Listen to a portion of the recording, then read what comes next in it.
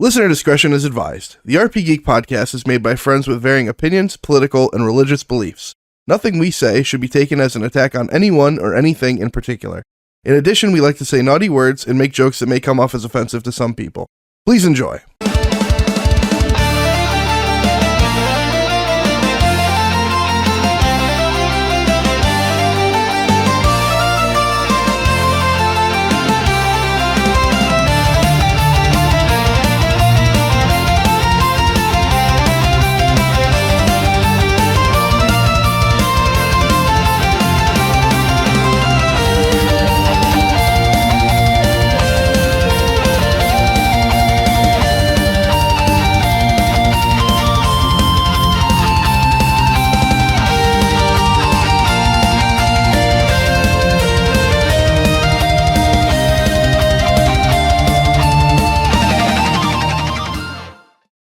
Welcome to the RPGeek Podcast. I'm your host, Dave. Once again, I'm joined by my buddy, Ryan. How you doing? I'm doing all right. How are you doing? Another day. Yep. Honestly, we've had some really bad weather lately. And it kind of sucked because it's almost warm weather season, and our state has decided to ignore that. Yeah, it feels like England. But new.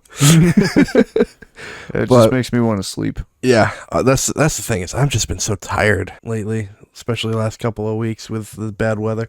But today, let's talk about something that, makes us on the happier side.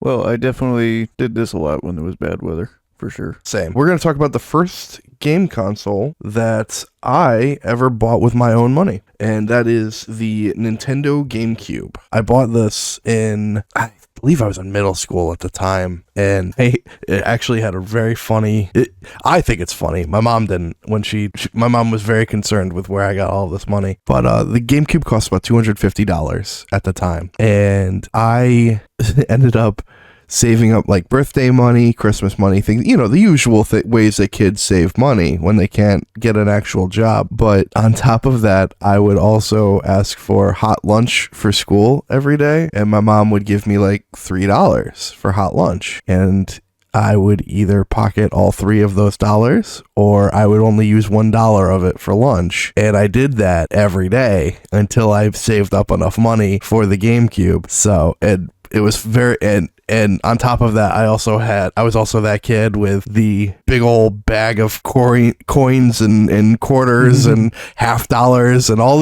these coins that I probably should have saved. I'm pretty sure I used like a Sacagawea coin to purchase this thing. Like, I saved up everything to buy this. And I remember being in the game store purchasing the GameCube, and my mom going, "Where did you get all of this money?" Like questioning whether or not I was dealing in middle school. And no, I wasn't. I was just going hungry, which, I just ate that. I just ate us out of house and home when I got home. Yeah. I mean, how did you get your GameCube? Mine wasn't as adventurous. I acquired it through, I believe it was a either birthday gift or a Christmas gift from my family. My first GameCube was the original like Indigo one. Oh yeah. It was nothing fancy. It was nothing crazy, but it was the Indigo one. I'm trying to remember if at the time we had already gotten a PS2, but I don't think so. It was right around the same time that they came out together, relatively. Yeah, I think I got my GameCube first. I actually can't remember which one I got. I think I got my GameCube first. I think I got my GameCube first as well, because I had just come from a 64. So I think it was the GameCube first, but I remember having the PS2 and the GameCube at the same time and playing different variations of games on them. And then, I would make the excuse because I was young and not taking care of my games very well. When one broke on the GameCube, but it was also being sold on the PS2, I needed that version.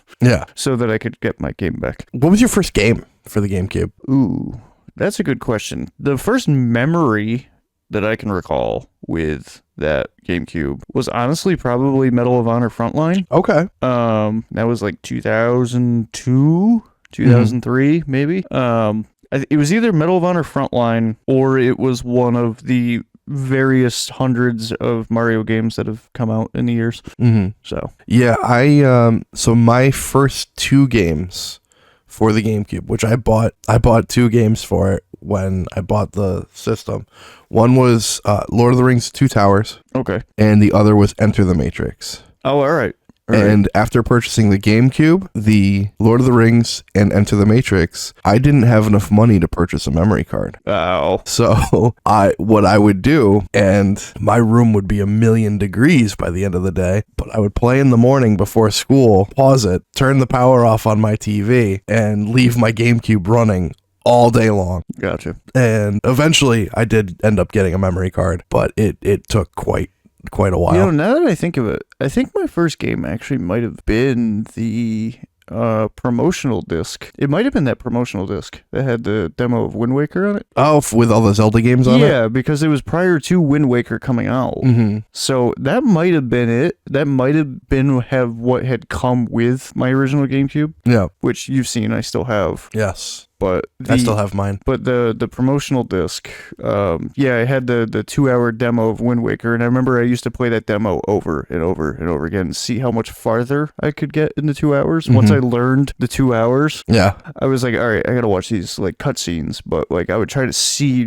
like it was almost like trying to. I think me and Aaron got into a competition to see how far we could get in this 2-hour demo. Yeah. It was almost like a time trial. I remember playing the demos for Wind Waker because it had exploration mode where you started off on the main, what was it, Windfall Island? Yeah, Windfall. Then it had the dungeon where you did the first, the Dragon Roost dungeon. Dragon Roost. And then there was a third option to it too, wasn't there? I think it was just to start from the beginning. I think. I can't remember. I think it's the original island, because I remember playing the demo and being on the original island to the point where, like, you know, the boat sails away and everything like that. Yeah, I can't recall what they were, but it was neat because it was in my memory it was the only demo game that had more than just one thing for you to do. Yes. Well, I will say I think that is also turning back to one of my first memories of actually being starstruck by like a game, to the point where it was just like I played the demo so much that like I knew when that game came out, and even my parents knew like when that game came out we got to get it for them. Like it was just like I had an obsession at that point with Wind Waker, and I really wanted to play it, and I don't regret it because Wind Waker was an incredible game. Yeah, I remember every store I went to that had a GameCube demo station set up. Yeah, it was always Wind Waker. Was always that, which, you know, you would think that they would have also did Mario Sunshine, but I don't ever remember there being demos for Mario Sunshine. I can't recall if there was or not. All I know is, and it's kind of I don't know, I guess it's kind of like the cheap road to go, but that was probably my favorite game on the GameCube. What's that? Super Mario Sunshine. Mario Sunshine, I mean, it's still a gorgeous game today. Oh, yeah. Like that, the water looks incredible. And it was actually a fairly difficult game once you really got into it, especially being a younger person. It like to be able to figure out like the certain like jump patterns and all that stuff. It became fairly difficult. There were certain levels in that game that were just absolute bullshit. The Sandbird comes to mind. The Sandbird was really hard. That's where you get like the red. You have to collect the red coins. Yeah, the red coins while you're on the back of this bird. Yeah. And at one point the bird like kind of pitches itself about 90 degrees. Yeah. And for whatever reason, that's the hardest jump in the entire game. It is so difficult to time it. But you brought up like the Lord of the Rings series. That was an incredible series. I remember Two Towers and Return of the King on GameCube. Those were great games. So I didn't get Return of the King on the GameCube. I ended up getting that on, I think it was either the original. I eventually got it on the original Xbox and the PS2. Gotcha. But I think I got it on the original Xbox first. Gotcha. I spent so much time playing the Two Towers. I beat that game so many times before I actually was able to save my data and be like, look, I finally beat it. Now, do you have a series that comes from like GameCube? Like the first time you ever played it was on GameCube, and even up until now, like you love it still? Aside from like Nintendo, aside from like Mario and Zelda and things like that. Yeah, aside from that, like you were first introduced to it on the GameCube, and you were like, yeah, I want to play these. Even if you got like a Switch or something, like you ended up getting them. Not really. I think most of my games on the GameCube were either the Nintendo classics like Your Wind Waker, Twilight Princess, things like that. I did enjoy Enter the Matrix. Looking back on it now, it wasn't a good game. Well, it was okay. It wasn't great. Some people will just completely shit on it. But one of my favorite games on the GameCube is actually a horror game. Oh. And it's called Eternal Darkness: Sanity's Requiem. Oh, Eternal Darkness. Yeah, I'm familiar. The game is absolutely incredible, but they never did like it was Silicon Knights was the company that did it, but it was like a Nintendo exclusive game. Okay. I wish that we would get another one of these, or even just like an updated version of this game. Yeah, that'd be cool. I think the only like horror game that I played on the GameCube was a game called Second Sight. Okay. And it was made by Codemasters. Okay. So it was really interesting though. It was just like, I can't even really remember or tell you too much about it.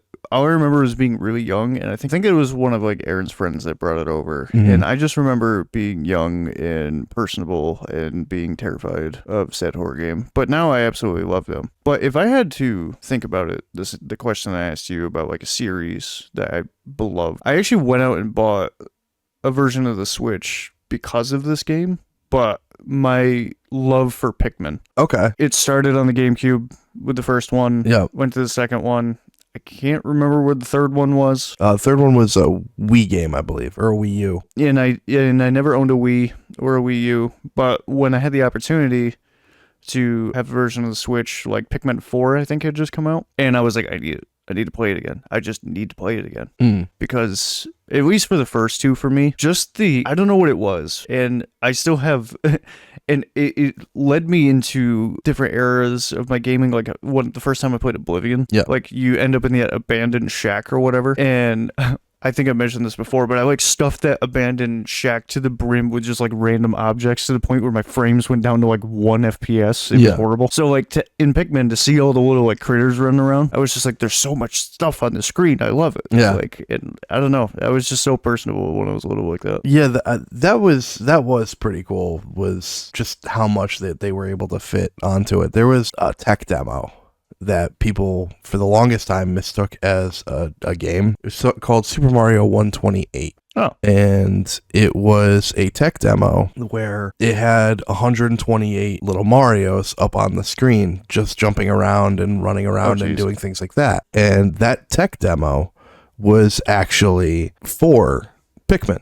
Oh. But people didn't know. Gotcha. It was kind of what they used to show that Pikmin could exist and run around and do stuff. You know, I will say, I know technically by definition GameCube was a flop. Yes, technically. But the ability to actually like what Nintendo did with it versus like the N64 and the Game Boy at the time, it really felt ahead of its time. So it wasn't a flop in the sense that, and I want to clarify this, it wasn't a flop in the sense that it was a financial failure. Yeah. It just wasn't as much of a success as they were planning it to be. Well, it also fell in between the releases of the original Xbox and PS2, yes, which really didn't help it. No, and unfortunately, the PS2 just dominated. It just dominated. Yeah. You know, for me, that era of gaming would be, if I had to rank the three consoles, oh yeah, it would be PS2, GameCube, Xbox. But you also have to throw in the Sega Dreamcast in there as well. And if I were to do that, I would probably put the Dreamcast also above the Xbox. Okay. Despite the fact that the Xbox had the best loading screen into yes, of all time. The Xbox. I mean, if you think about back when we had to turn our systems on and it wasn't just immediately like a menu. Yeah. They all had, like, the Xbox had the little green like thing. It was just that weird like wow.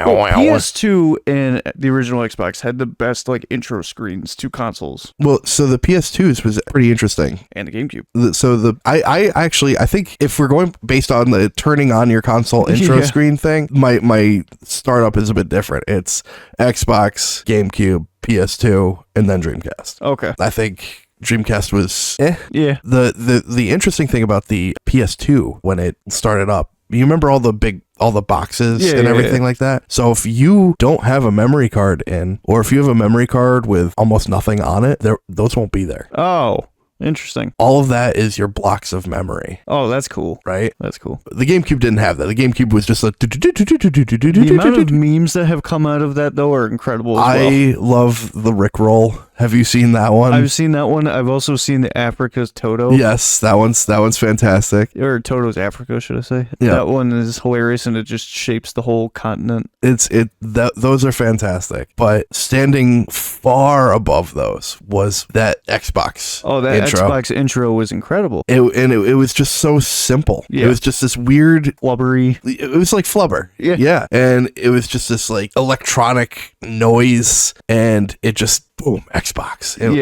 That was really, really cool. Yeah. To the point that when, the Xbox One came out, they came out with the Duke controller, which I have, and you could push a button on the Duke, like a little center button on the Duke controller, and it would play that intro right on the controller. Oh. It was sick. That's neat. It was sick. Going back to the GameCube, a series that started on the GameCube that I still get really excited for today. It technically didn't start on the GameCube. Okay. But your first experience with it? Well, it started on the GameCube in America. Oh, okay. So it was technically an N64 game. Okay. In Japan, and that would be the Animal Crossing series. Ah, okay. Okay. We didn't get the N64 version here in the US. We ended up getting the enhanced GameCube version in America, and it's such a simple game. And honestly, I think that the GameCube one is arguably the worst one, which makes sense because it's early on. But I mean, like, by far, it was the worst one, but it also had the best feature in it. Okay. Animal Crossing for the GameCube had the ability to unlock full NES games. Oh. You could just buy it. You could just get an item that's just an NES console, put it in your house, go up, interact with it, and you could play like Zelda. You could play Balloon Fight. You could play Super Mario.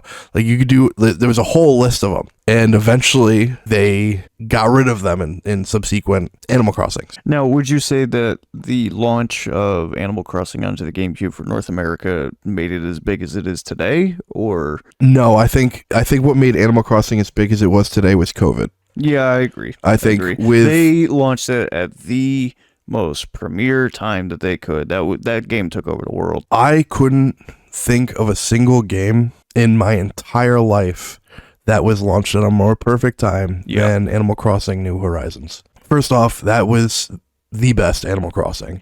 There was so much to do. The crafting system and everything was great. We've come so far since the GameCube version for Animal Crossing with New Horizons and everything. That was just perfect. But it had to start somewhere, and for the US, it started on the GameCube. It was neat because it came with its own memory card, specifically for your Animal Crossing village. It was smaller than every other memory card, but it was just like, here, you could use this to save your village. There was a lot of really neat things with the original Animal Crossing that I think stemmed from the limitations of the system that you don't have anymore. Yeah, that's fair. You know, with Animal Crossing, I personally have never had much like playtime with it. I've gotten like here and there, like borrowing it and kind of stuff like that, but like I 100% respect like how they dropped it, how they reintegrated it back into the world. You know, I would like to see like some of these older like GameCube games, like the original Animal Crossing and stuff like that, almost get like remastered to see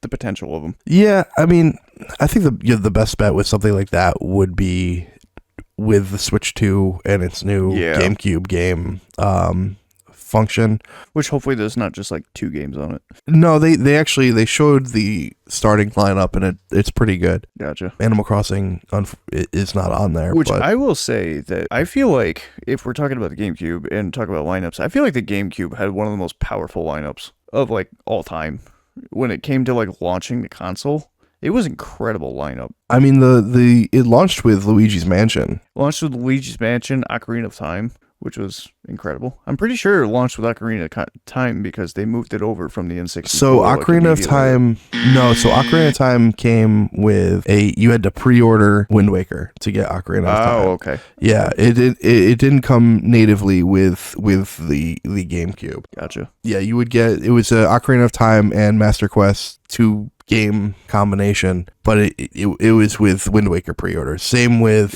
it was the same thing with the promotional one that you have. Okay, yeah, gotcha. So no, unfortunately, no we waited a little bit for Zelda, and actually people were really pissed off when Wind Waker came out, or right leading up to Wind Waker. And it was another thing with a tech demo for Zelda, because everybody loved Ocarina of Time so much. They loved Majora's Mask so much that there was a tech demo for the GameCube where it showed Link and Ganondorf having a sword fight. Oh. And you can still, it's on YouTube, you can still find it, and it looked really, really good. And people were like, oh my God, this is the new Zelda. This is incredible.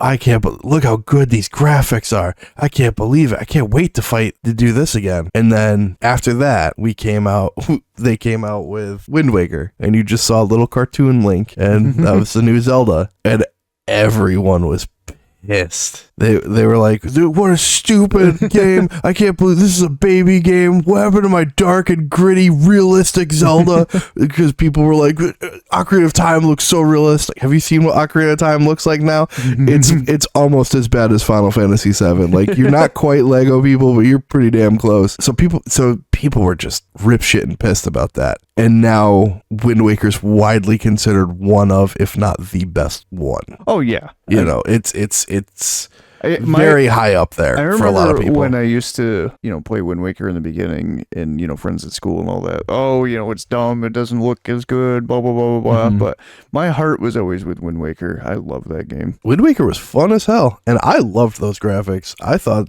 that it was a very pretty game at the time, and then when they re-released it on the Wii U with the Wind Waker HD, that was Wind Waker at its peak. Just absolutely beautiful game. Now, to talk about a little obscure series that GameCube introduced me to that you probably have experience with is Simpsons Road Rage and Simpsons Hit and Run. Yes. Those were incredibly fun games. So The Simpsons is weird. For how many games it's had, there was a point where Simpsons games were absolutely just peak games. Road Rage was fantastic. It's personally my favorite. It was Crazy Taxi with a story. Yeah. And it was very, very good. And then Hit and Run was more of the same, except you could get out of the car and it had like a Grand Theft Auto, like the cops are coming after you system.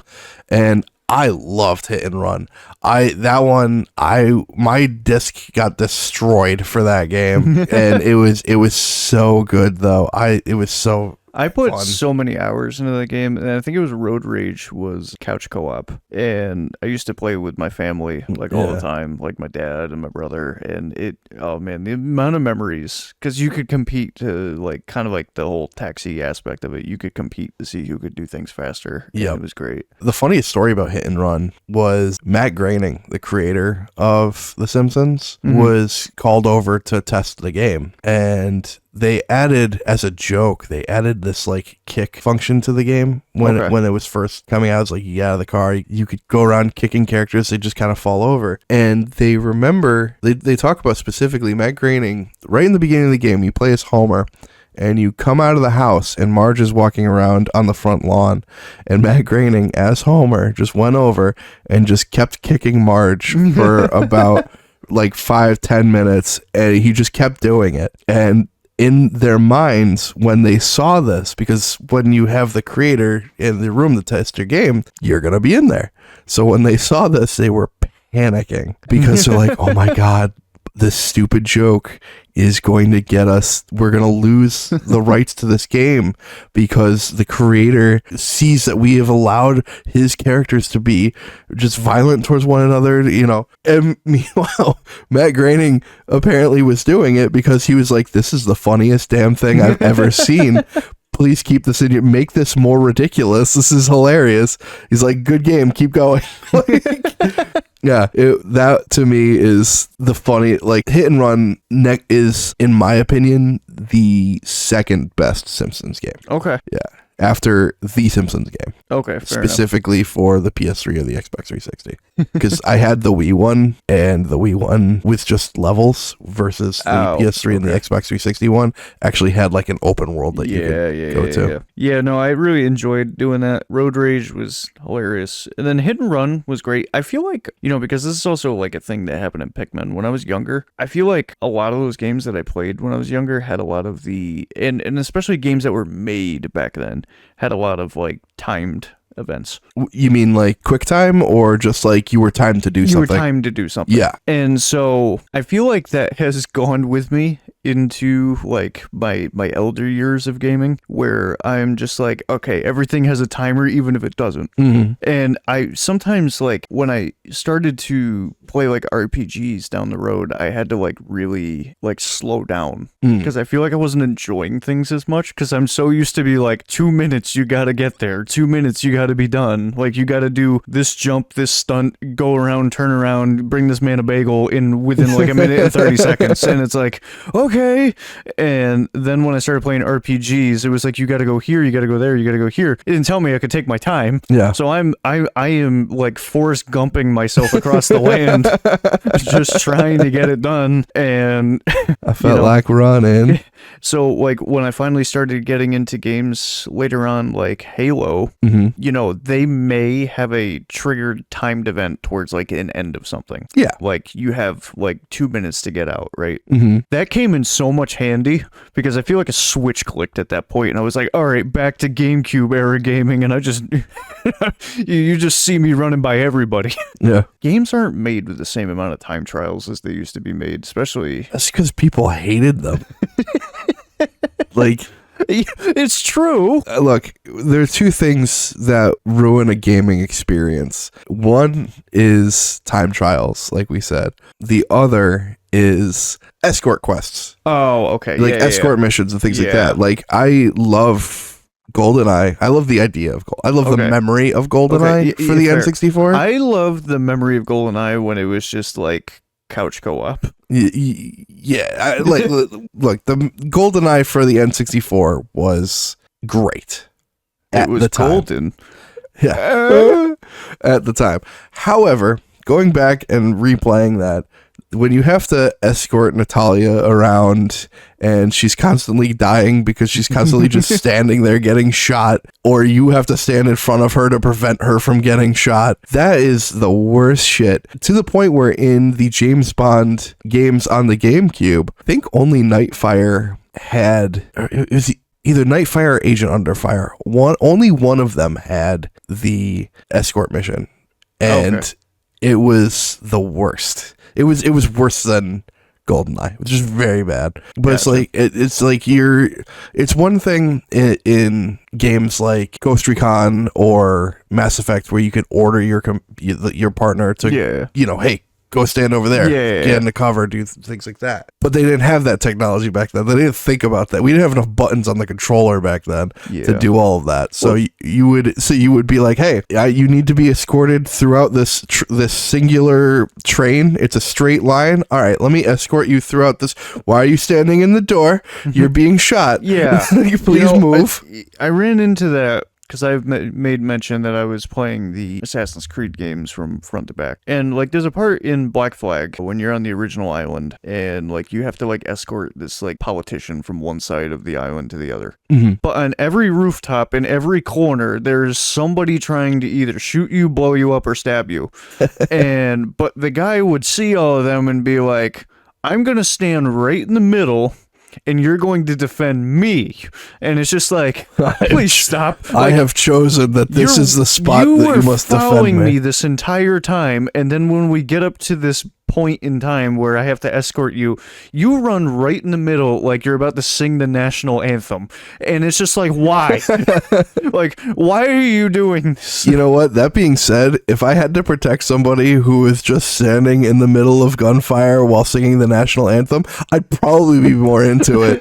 I'd probably be like, hell yeah, brother, let's for freedom. For freedom. That'd be funny. There was just a side note, a series that I played on GameCube that now looking at it, I forgot I had played it, was the Super Monkey Ball games. I love Super Monkey Ball. They're so much fun. They really were.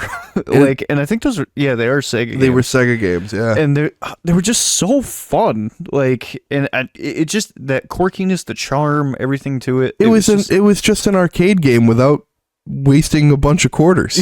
Yeah. It was fantastic. Yeah. It was so good. What was your fondest GameCube memory? When you were playing the game, any game that you were playing, on there. Well, one that ended up getting destroyed down the road was the D-Day mission in Frontline. Okay. Where you land on Omaha Beach and you're running, there's all this gunfire and all these people and it's all crazy. Well, 10, 15 years later, I turned that back on and there's about one machine gun and about 5 people on the beach. And you being one of the 5 people. Yeah. And I'm like, it was just the sound work was done so well. Oh yeah. That it made that game seem bigger than life. But when you actually look at it, there is nothing there. Yeah. I had the same memory being shattered with my buddy from college. My buddy Kevin and I sat down and played this game because they re-released it on the PS3. Yeah. So I just downloaded it. I'm like, hey, I'm going to play through this. You want to play through it? Yeah, sure. So we sit down. We're all excited. We're on the U-boat, or not the U-boat. We're on the transport. The transport boat there, just going through. And we're like, hell yeah, this is going to be sick. I can't wait. It does the explosion. The plane flies overhead. The bomb drops. You're in the water. You're like, fuck yeah, dude. Let's get into it. And we get on. And there's just bullets flying overhead in random directions. And we're looking around. And there's nothing. There's just one guy, hey, over here. Yeah. Hey. Yeah. And we're just sitting there, we're like, oh man. we played through the whole game and we beat the whole game and we had a blast playing through it. There were a few missions where we're like, man, this is fucking bullshit. But for the most part, we beat the whole game. We had a blast, but both of us at the same time, just I don't even think we looked at each other. We both just collectively just went, oh man. Yeah. I remember this being way cooler than it was. For my youth, there was no other World War II game that beat it until World at War came along, personally, for me. Except maybe, in my heart, in my nostalgia, Rising Sun and Frontline will always kind of take the cake for me. Okay. Even though they're just empty. So for me, it wasn't until I played Call of Duty Finest Hour. Finest Hour is pretty good. On the PS2 that I was like, no, this is what a World War II game should be. Yeah. And then I played Big Red 1. Big Red 1 was incredible. It was probably one of my favorites. And then I was like, no, wait. This is what a World War II game should be. Yeah. And then I played Call of Duty 3 sometime down the line. I was like, this sucks. Yeah. And then they stopped making World War II games for 5 years. Yeah. 10 years. But when they made 4 and then they made World at War. And when World at War came out, dude, I sunk too many hours into that because it was everything that I wanted besides once they added, and this is very off track like usual, but once they added in the fact that I liked the health bar from Medal of Honor and I liked the health bar from the original CODs, but when they allowed it to be just more of the red screen and regen, I don't know, I really liked it. Okay. That personally for me, to me, I think at the time it was a novelty that I enjoyed. Yeah, okay. But over time, I've begun to hate that. The red screen with the veins or whatever closing in on the screen. So I'm dying and I can't see what's trying to kill me. So I can't even find cover to stop dying. It's that drives me up a wall, dude. Well, I got to give it to them in the last note on it. When they came out with World War II,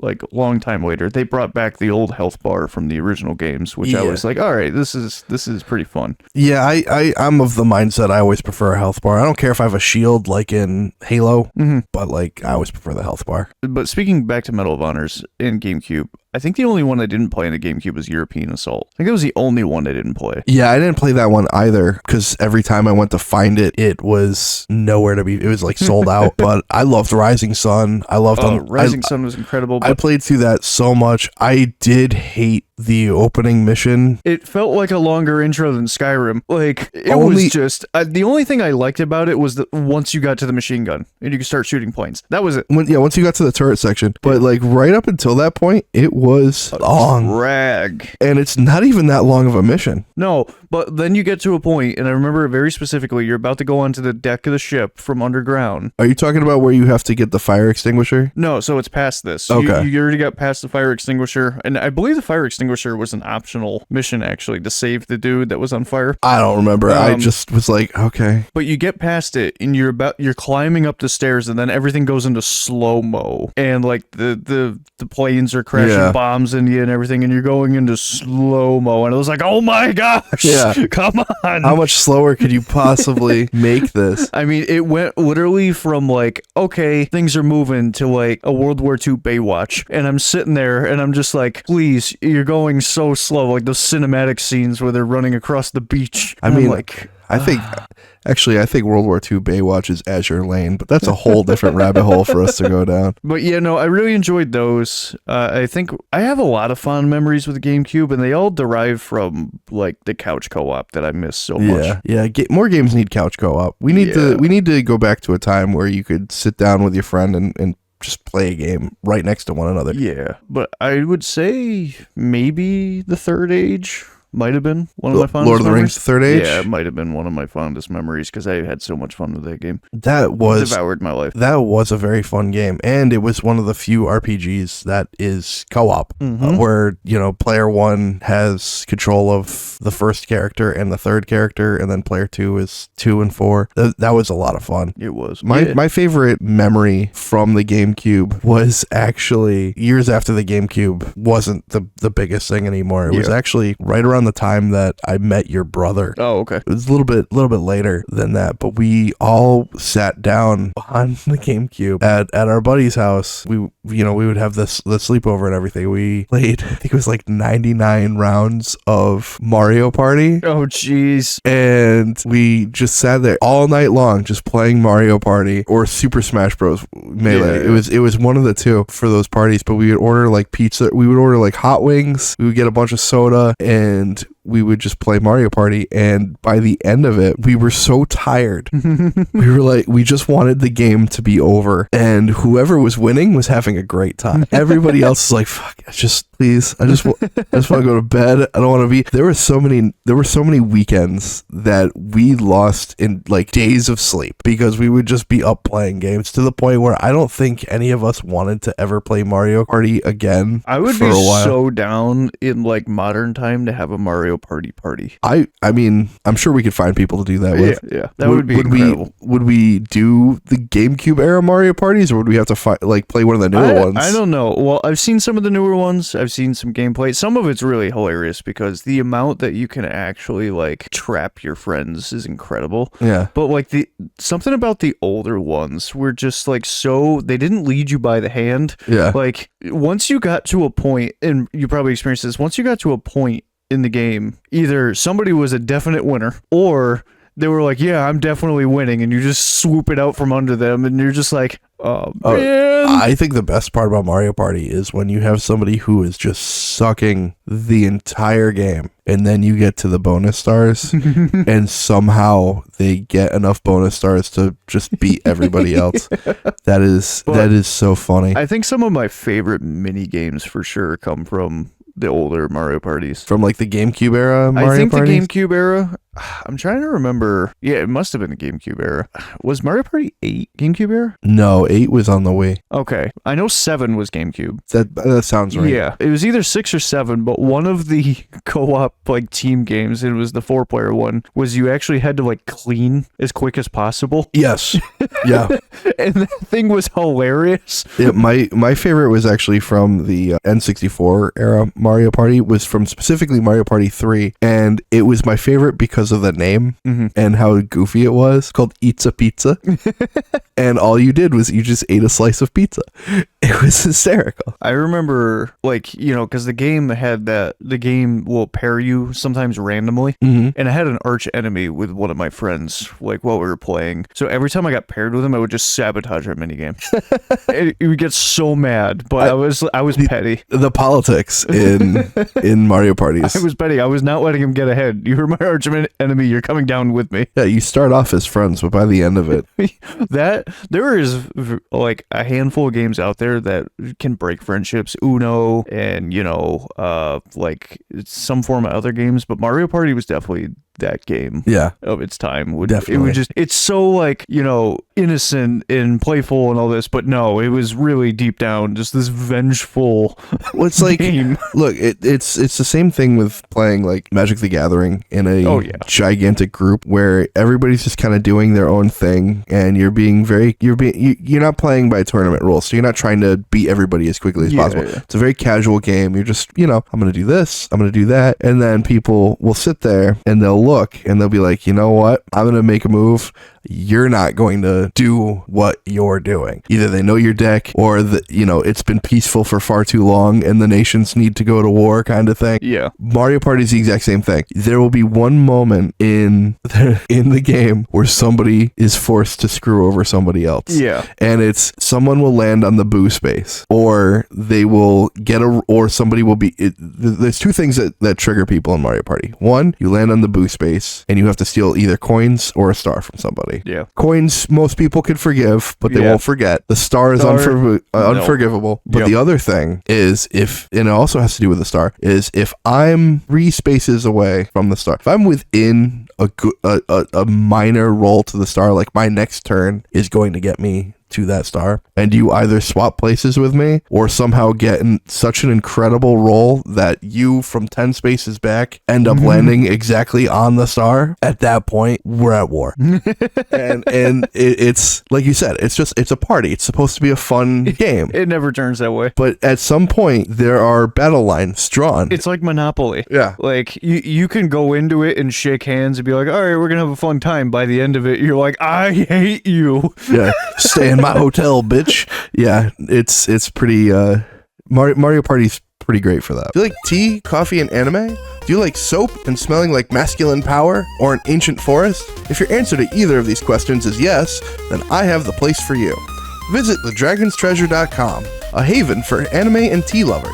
Their story from their website is that, created by the Tea Man, The Dragon's Treasure launched back in 2015 with just 12 teas and a website, and has since grown to hosting over 100 teas, coffee, tea wares, media, and so much more. The tea can either be loose leaf or pre-bagged. I personally purchased the health potion, the tea of the cat girl made, and Eris's final gift, teas, all pre-bagged, and I'm looking forward to ordering more. The best part, if you use discount code RPGeek Podcast at checkout, you get 10% off your entire order. That's RPGeek Podcast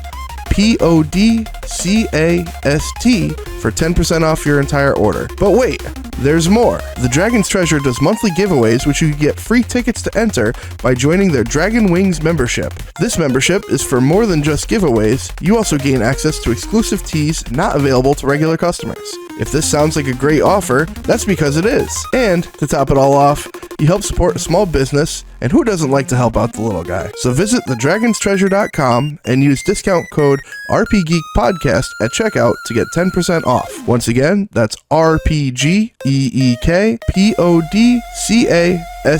at checkout for 10% off. Thank you to the team man at The Dragon's Treasure. Now back to the show. Now, I have a question for you. What's a game that you played on GameCube, either enjoyed or didn't like? It's fine, but you never played it on any system again? There's a few, but technically, because it only existed on GameCube, was Metal Gear Solid: The Twin Snakes. Okay. Which is a remake of the original Metal Gear Solid in the same engine the same version of the engine that they made Metal Gear Solid 2 in. Oh, okay. They imported a lot of the graphics over and everything from Metal Gear Solid 2. Did they just switch the name because of the fact that it was on GameCube? Or? So it was because it was a remake. They gave it they gave it a new name, and Hideo Kojima, the creator of Metal Gear Solid, actually had very little to do with it. He barely touched it. He didn't really want to do the remake. That name sounds really familiar, and correct me if I'm wrong, but is that the same creator as Death Stranding? Sure is. Oh, jeez. Yeah. So the crazy guy. Yeah, the fun crazy guy, but crazy in a good way. Yeah. So Metal Gear Solid: The Twin Snakes actually came out in North America first before it came out in Japan or PAL regions. It came out March 9th, 2004. Okay. So that was leaning towards the end of like massive popularity with GameCube. Yeah, it was one of the last years of it, or not the last, but it was like the second or third year of it. But Twin Snakes only existed on the GameCube, unfortunately, in my opinion, and a lot of people don't share this opinion. I really, really, really liked Twin Snakes. I thought that Twin Snakes was better than the OG PS1 Metal Gear Solid. Okay. Which is an extremely hot take.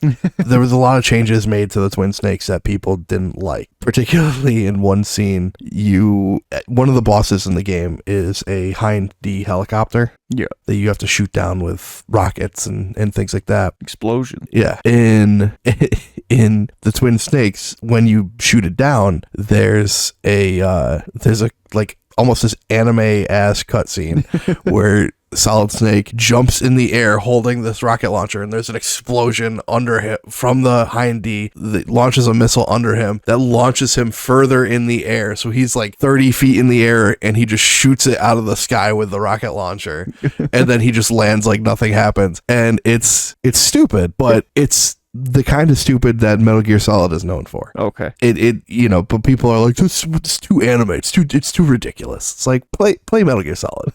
Like, Metal Gear Solid's a fucking ridiculous series. But yeah, no, that one by default, I guess, would be the game that I played on there. And nothing else. Mine would be Metroid Prime. Okay. I played it on GameCube. I know it exists elsewhere. Yes, it also is available on the Switch and the Wii, actually. But that was a game that I played on GameCube and never played again, but I loved that game. And I never had the opportunity to play it again. But that was an incredible game. Yeah, it was a lot of fun. Was it you that mentioned to me that there was like a remaster done or something like that? Yes, so the Switch version is a remaster. Okay. Better graphics. It also allows for a more natural first-person shooter control. Because I remember going into that. I'm like, what are these controls? Yeah, what are these tank controls, and why must I lock onto everything? Yeah, no, it still has that, and I found that even with the better controls, I was still using the lock on a lot because why wouldn't you? Yeah, Metroid Prime was awesome. My biggest complaint about Metroid Prime has to do with the friggin' half pipes when you're using the boost morph ball.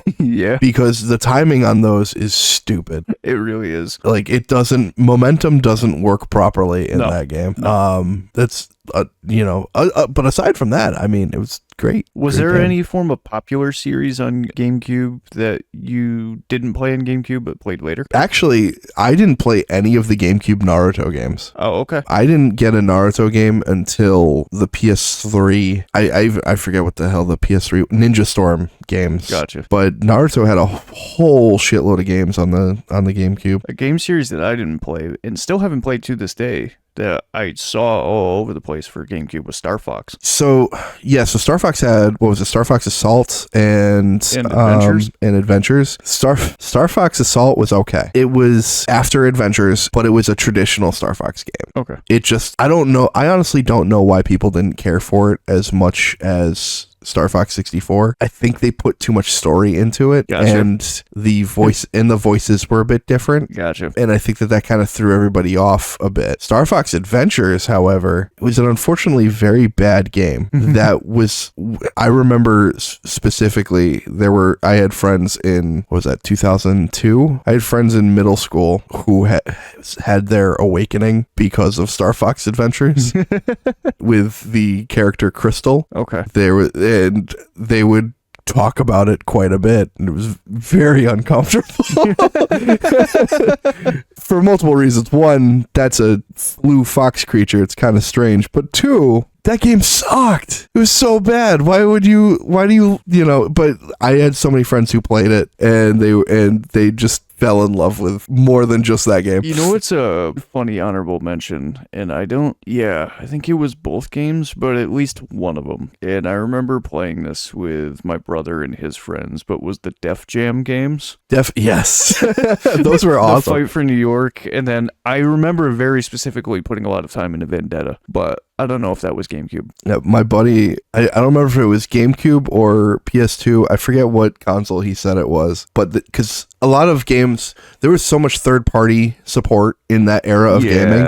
So almost there was a lot of crossover. Yeah, so almost any game that came out on one system was sure to come out on the other two. Mm-hmm. And one of those games, my buddy who I played Medal of Honor with, he talks about the worst. He would go off on this game that he fucking hated, and it made me. I still have to go out and get it because I want to empathize and experience the pain that my friend has felt.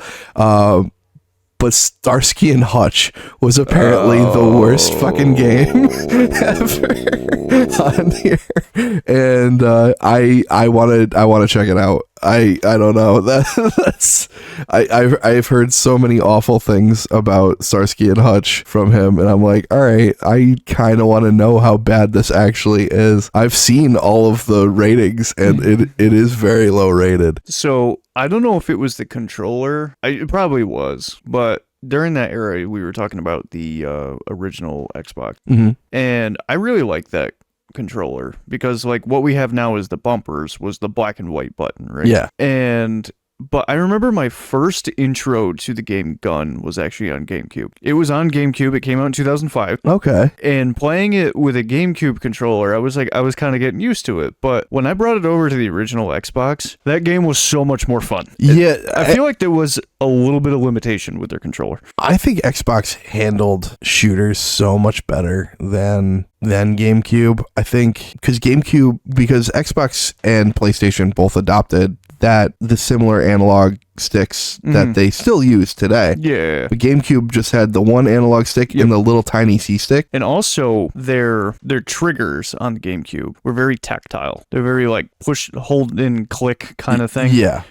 But with the Xbox, and still to this day on a lot of modern controllers, it was more of like the flipper switch kind of trigger, which made FPS games and any really honestly form of shooter game a lot easier to play on rather than like the GameCube controller where you felt like you were trying to like, you know, pull a string of a cannon before like the trigger would go. Yeah. One of the things with GameCube that I actually really liked over, say, the N64, and it still fell short, was the fact that you don't have three hands. Well, that too, but it still felt short compared to the PS2, which was an RPG machine. But the GameCube had a lot of very good RPGs. It really did. Fire Emblem was one of them, which is probably one of the best Fire Emblems, was on the GameCube. You know, you had Batten Kaitos 1 and 2, which they just remastered, and those were absolutely incredible. You had the Pokemon Coliseum, you had Pokemon XD Gale of Darkness. Those were a hell of a lot of fun, you know, and Phantasy Star Online was, to this day, still a fantastic friggin' game. I feel like the Nintendo controller was 100%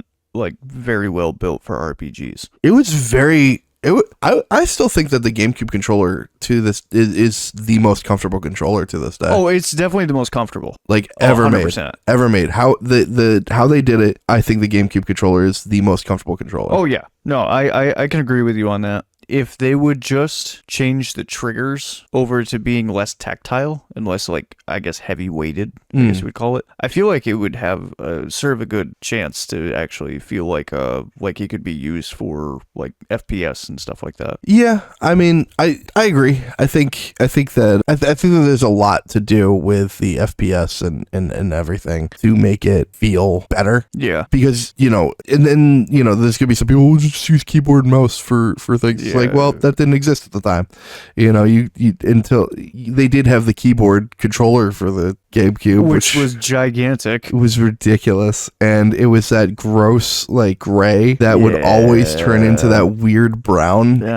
Like after being like it was that N64 gray. Yeah, no. This was like the Super Nintendo. Oh, that gray, really light like the one? really light gray, and you'd have to clean it constantly because otherwise it would get that weird brown. Yeah, well, look. it didn't help us kids just eating like snacks and then going right back to the controller, and then all of a sudden it feels like you dipped your controller in like a bottle of canola oil. And Yeah, it's just like bleh. Yeah, no. Nowadays that bothers me. What I do really like about the GameCube controller is because since all the buttons were different shapes and sizes, like I felt very much like I wouldn't misclick on something. Yeah, I think that's a huge thing is like having the big old green A button. Yeah. It was, you knew what button was A, you knew what button was B, you knew where X and Y were. The Z button was up there, a little tiny thing. Yeah. It was very easy to use. Like now a lot of controllers feel, and they may have a different shape, but they all kind of fall into the same template where they have the diamond pattern of they feel numbers, exactly the same. The two, analog sticks near to symmetrical and the triggers being symmetrical and bumpers and yada yada. But the GameCube controller had such unique shapes and sizes that I never had to once like look down. I would never lose like my where my hand was. Yeah. Did you ever have the Wavebird, the wireless? No, the silver one? They came in the gray, silver. Yeah, I remember blue. I remember because the gap was like filled in the center. No, I never had that's where the batteries went. I will say, I think that was like one of the first wireless controllers, wasn't it? Like, it would definitely happen before PlayStation and Xbox. PlayStation had one first. Oh, okay. But theirs was not nearly as good. I think it was the first. It might have been the first officially like licensed one. Yeah. But I think that part of that is because Nintendo would require so many people to get licenses to make their stuff. Yeah. But it worked really well. It was just fun. I miss I feel like the GameCube controller was very clicky when you were playing with it. It was very tactile. Yeah. Yeah. It definitely had a lot of like responsiveness to it. I feel like that's kind of where my need for a very clicky keyboard came from. I also liked how there was in the older controllers, there was just one pause button. There wasn't a bunch of buttons up in the center of the controller. It was just one little tiny button right in the middle. You hit it, boom. Well, I just liked that there was a pause button. Yeah, this is true. Now it's like 3 lines and a square, and I'm like, what the hell does 3 lines mean? What is this, like? What happened to start and select? Yeah, I feel like, and this isn't an insult, but this is just my observation. I feel like since, Nintendo being over in Japan and a lot of the population over there tend to be smaller people, it was built for like more of like the smaller hand kind of thing. Well, I mean, it was a family system, so it had to be comfortable for every member of the family. Yeah. So with that, though, it was perfectly built for like kids' hands and adult hands and all that in between. Like when I was a small kid, playing the N64 with that boat of a controller was so difficult. Well, I mean, imagine even just switching from the N64 controller to the original Xbox controllers. That's what the Duke controllers are based off of. Those things were huge. They really were. You needed 2 people. They were if you were little and you were trying to play Xbox, you had to hold one side of the controller and your friend had to hold the other side of the controller, and you were across the room from each other. This thing was friggin' huge. Yeah. Like GameCube didn't have that. GameCube was comfortable throughout. Like equivalent to like the Mercedes-Benz logo in the middle of the controller for the Xbox. Which did nothing. It was just soft squishiness at Xbox. The thing was ginormous. It was hilarious. Yeah, absolutely ridiculous. I think, I honestly gotta say though, I feel like the PS2 controller kind of kept a similarity in some way to the GameCube controller, how the analog sticks were separated in the center. It was wider for sure. Well, PlayStation really didn't change their controller design until the PS4, right? PS5, because PS4 was it was a natural progression up until that point. Okay. PS4 to PS5, I think, was the biggest difference in controller. Like right here was a PS3 controller. Okay. It looks almost entirely like the PS2 controller, just minus the wire coming out. The original PlayStation controller didn't have the analog sticks. It was just the D-pad and all the buttons, and then they came out with the analog stick one. which is why Crash Bandicoot controlled like ass. But like your PS2 one right there, like how there's like that gap in between like the analog sticks and everything, just seems very reminiscent of the GameCube. Yeah, but I mean, like this is a PS5 controller. The PS5 looks more like an Xbox controller. Yeah, there's no gap there anymore. Yeah, you have the little PlayStation logo. You still got the touch thing up there, but you have it's not even a box. You have 3 lines facing one way, and then 3 lines going in all sorts of different directions. Like who thought that was a good idea? Like.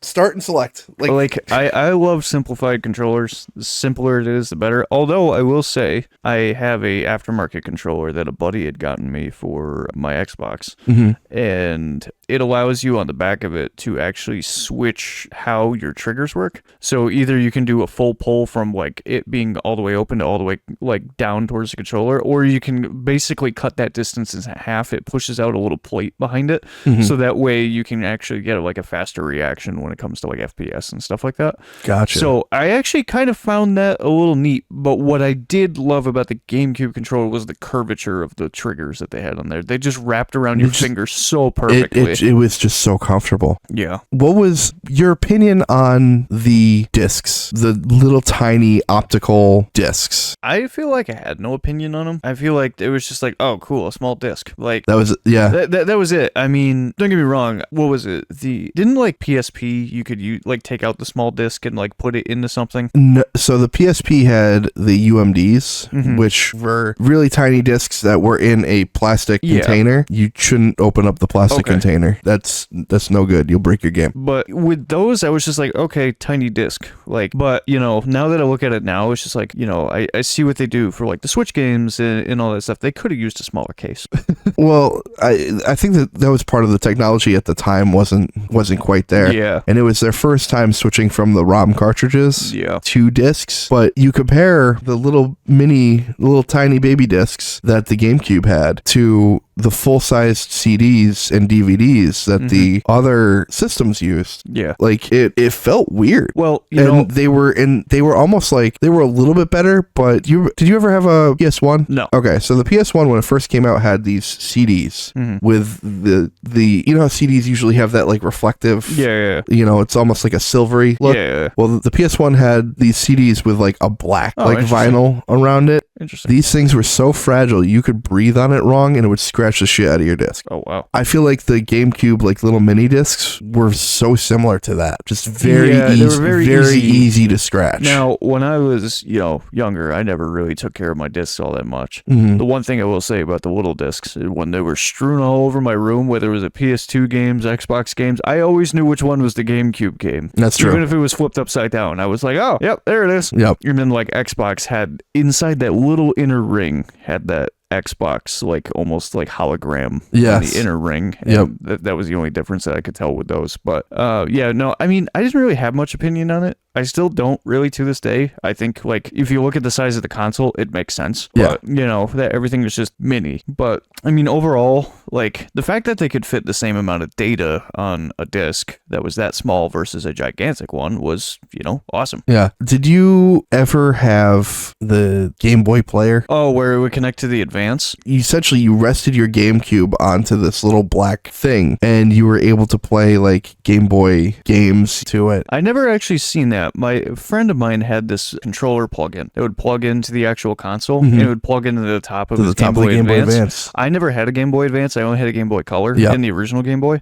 But he would bring that over sometimes and plug it in. I'm like, that's really cool, actually. It is really cool, and it allowed you to play the Four Swords adventures and things like that, which was awesome. It would also give you a bonus for Wind Waker, actually. When you found Tingle, if you had the Game Boy Advance connector thing, he would give you an item that would let you, I think he would let you find like certain items to help you out in your adventure. Gotcha. But now this is going to be random as random can get, but when I think of like old like EA games, I think of like their sports games, right? The EA Sports, it's in the game. That was the most legendary era of EA Sports games for me, was GameCube. Whether it was NASCAR or a Madden game, and I was never really big into sports, but those games were just so addictively fun. And now they're just, they are what they are now, riddled with microtransactions and paywalls and all that stuff. But back then, that was just like the pinnacle for me of like sports games. And also like back then as well, I was big into wrestling as a kid. Some of those pinnacle wrestling games of all time were with that, you know, like the old WrestleMania games, Day of Reckoning, and the old SmackDown games and whatnot. But I had so much fun just sitting there for hours doing the same, I don't know, like medial task of, you know, oh, drive this car in, you know, around a course over and over. But I used to play at NASCAR a lot with my dad, like 2002 or something. And my dad still tells this story to this day where I would purposely just turn around on the track and drive the other way. The other way. Just to wreck everybody, and because it was hilarious. And then that's eventually how I got into these other Demolition Derby games, because once my dad got sick of playing NASCAR with me, he ended up buying me Demolition Derby games because he was like, this makes more sense. Yeah, this is what you want, child.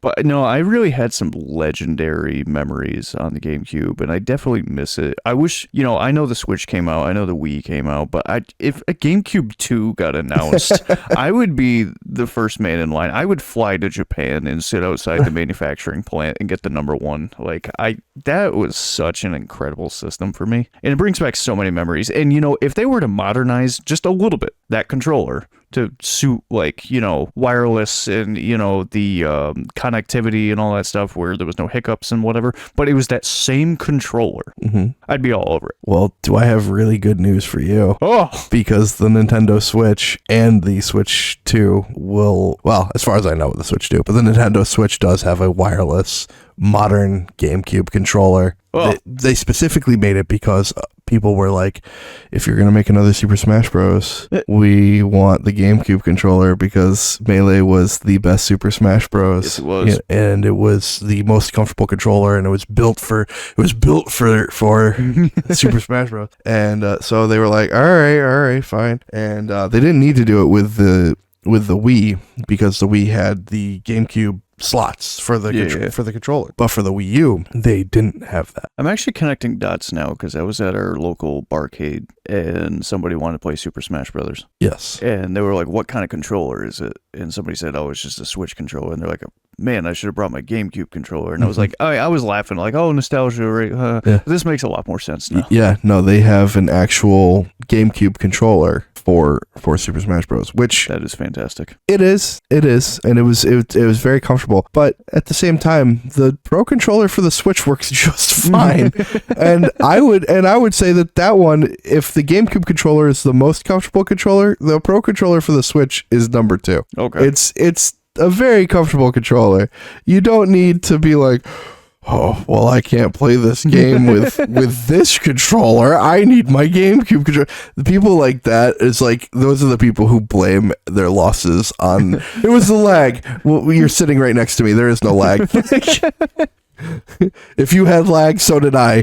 I was holding my controller upside. I was playing with my feet. Yeah, well, don't do that, asshole. It was that 1 pixel in the middle of the screen. Yeah, it was just slightly off. I'm not used to the refresh rate on the television.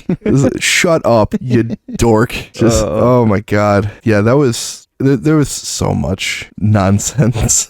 There's so much memory, so much incredible games, so many things that I had with GameCube that, like, just looking back on it, it's just like, man, those were some good days. There's a lot of nostalgia, I think, for the GameCube, whether it's nostalgia for the games themselves or nostalgia for that point in our lives, you know, the early to mid 2000s. Yeah, there was a lot of stuff going on, a lot of good stuff. We've mentioned it before, but like, it's the early mid 2000s.